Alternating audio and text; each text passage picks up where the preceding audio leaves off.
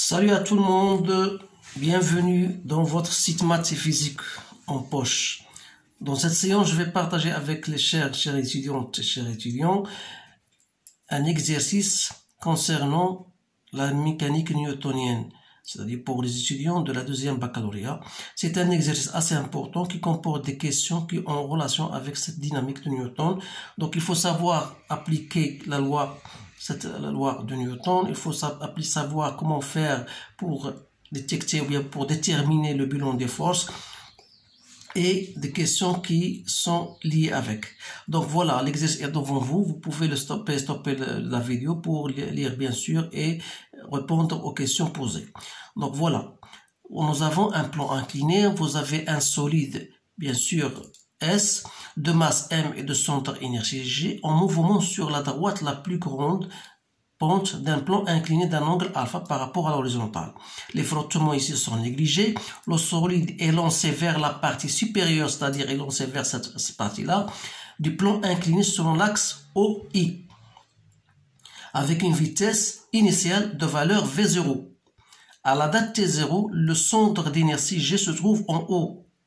C'est-à-dire quoi? C'est-à-dire que x0 égale à 0. Ce sont les choses les plus intéressantes que vous devez savoir.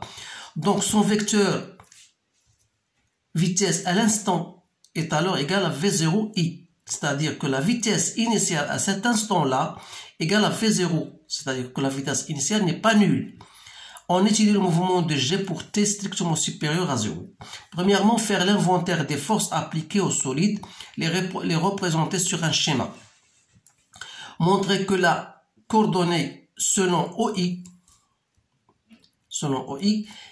du vecteur accélération de G est égale à moins G sinus de alpha.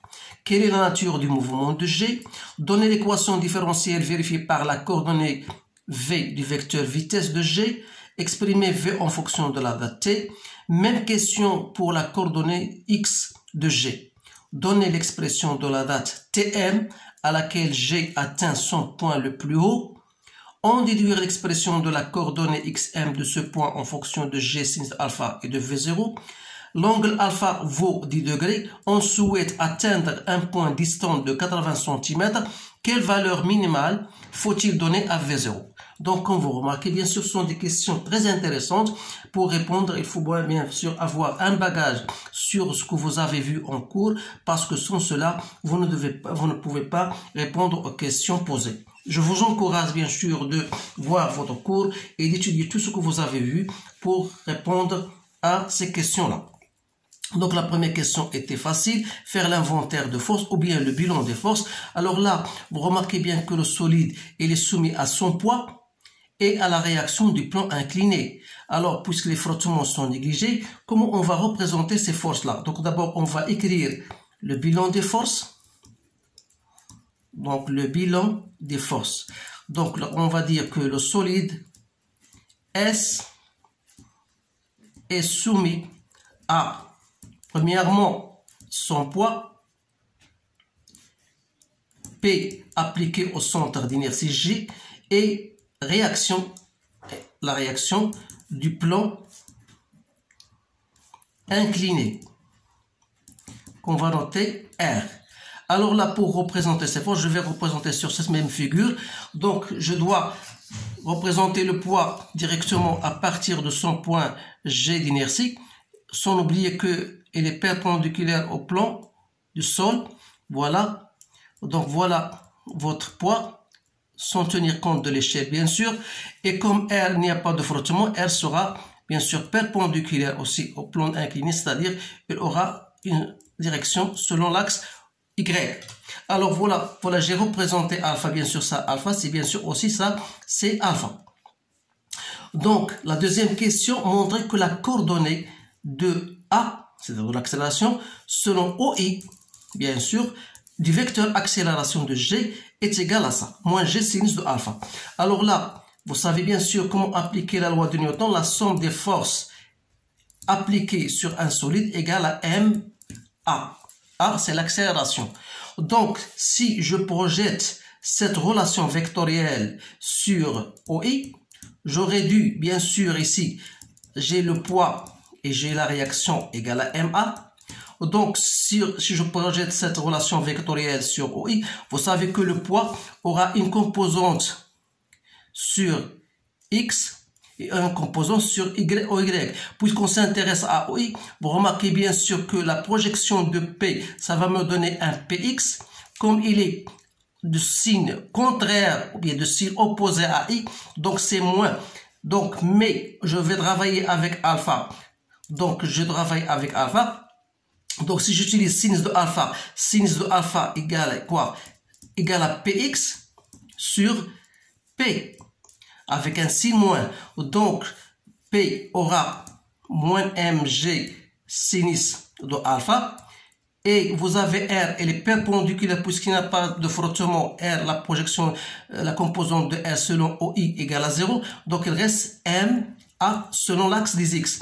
De là, je tire l'accélération selon l'axe des X égale à moins G sinus de alpha.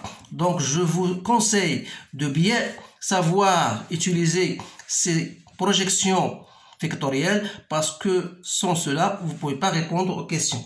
Donc, quelle est la nature du mouvement de G? Alors là, je remarque que l'accélération est une constante puisque G est constante et alpha est constante. Donc, qu'est-ce que je vais dire? Je vais dire qu'il s'agit bien d'un mouvement uniformément varié. Voilà la réponse à la nature du mouvement. Deuxièmement, question A. Donnez l'équation différentielle vérifiée par la coordonnée du vecteur vitesse de G. Alors là, G à X, vous savez que l'accélération n'est autre que la dérivée de la vitesse par rapport au temps. Alors là, j'ai trouvé égal à moins G sinus de alpha. Donc ça veut dire que je vais écrire tout simplement en gardant dv sur dx plus G sinus de alpha égale à 0. Ça représente l'équation différentielle que vérifie bien sûr la coordonnée du vecteur vitesse. B.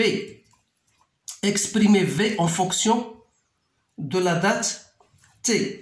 Donc, si je voudrais chercher la vitesse, donc j'ai dv de x par rapport au temps égale à moins G sinus de alpha.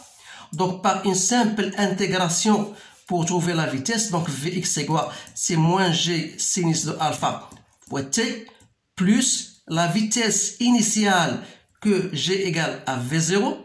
Sans l'oublier. Donc voilà l'expression de la vitesse V en fonction de temps. Voilà, je peux remplacer V, c'est V, selon l'axe des X, bien sûr. Donc je dis voilà, V n'est autre que, en fonction du temps, bien sûr, n'est autre que moins G sinus de alpha T plus V0. Voilà l'expression de la vitesse. Troisièmement, B, exprimer V, on a bien répondu. C'est l'équation C. Même question pour les coordonnées X de G. Alors là, X, vous savez bien sûr que Vx n'est autre que la dérivée de X par rapport au temps. Donc de là, je tire X par une simple intégration de cette vitesse-là. Donc j'aurai, c'est moins 1,5 G sinus de alpha T au carré plus V0 T. Voilà l'expression de plus x0 égale à 0 puisque le corps, le centre G à T égale à 0 se trouve coïncider avec le point O. Donc x0 égale à 0. Donc voilà x de T en fonction du temps. Maintenant, donnez l'expression de la date. Donc voilà, on a trouvé dx sur dt, donc c'est bien ça. Donc même question pour question 3, pardon. Donnez l'expression de la date tm à laquelle G atteint son point le plus haut. D'après vous, donc si vous avez un solide S, donc en lançant ce solide avec une vitesse initiale, à un instant donné, il va s'arrêter à un point que je peux appeler M. En s'arrêtant à ce point-là, bien sûr que la vitesse en ce point-là égale à 0, c'est-à-dire à un instant donné, lorsque le corps se trouve à un point M, sa vitesse sera nulle. Donc d'après l'expression qu'on a trouvée, c'est moins G sinus de alpha. À quelle condition? À condition que T, qu'il va arriver à un instant Tm plus V0 égale à 0. Donc de là, je peux tirer T de M n'est autre que V0 sur G sinus de alpha. Voilà l'expression de T de M. Maintenant, on déduire l'expression de la coordonnée xm de ce point en fonction de G sin alpha et V0. Toujours, ce sont des questions qui se sont liées l'une après l'autre.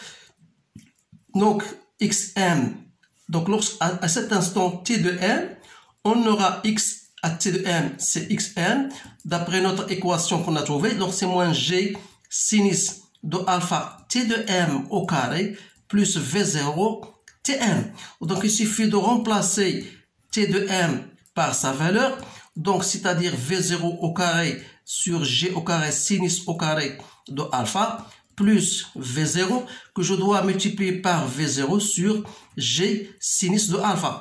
C'est-à-dire, donc si je simplifie par sinus de alpha, donc il reste moins V0 au carré sur 2G sinus de alpha plus V0 au carré sur G sinus de alpha. C'est-à-dire c'est V0 au carré sur 2 fois G sinus de alpha. Donc voilà l'expression bien sûr de cette xm. Donc je peux la noter ici. Xm égale. Donc xm égale à V0 au carré sur 2 G sinus de alpha. Maintenant, la dernière question, on vous demande, voilà, l'angle alpha égale à 10 degrés. On vous dit, on souhaite atteindre un point distant de 80. Supposons ce point-là, on va l'appeler n, c'est-à-dire que xn égale à 80 cm, soit disons 0,8 mètres. Alors là, quelle valeur minimale faut-il donner à V0? Donc, à partir de cette valeur-là, à cette relation, donc xn sera égal à quoi? C'est V0 au carré sur 2G sinus de alpha. C'est-à-dire que V0 au carré, c'est 2 fois G xn sinus de alpha. C'est-à-dire que V0 n'est autre que la racine carrée de Gxn sinus de alpha. Voilà la réponse à cette question. Donc, il suffit de faire votre application numérique. Donc, j'ai trouvé 1,6 mètres par seconde. Voilà la réponse à ce sujet. Je trouve que c'est un sujet très intéressant. C'est pour cette raison que j'ai partagé avec vous ce sujet-là. Donc, je m'excuse si je vais assez vite, mais je vous conseille de bien réviser votre leçon parce que dans la séance prochaine, je vais choisir d'autres exercices très intéressants et, bien sûr, pour ne pas avoir assez de difficultés, vous devez avoir votre cours, bien sûr.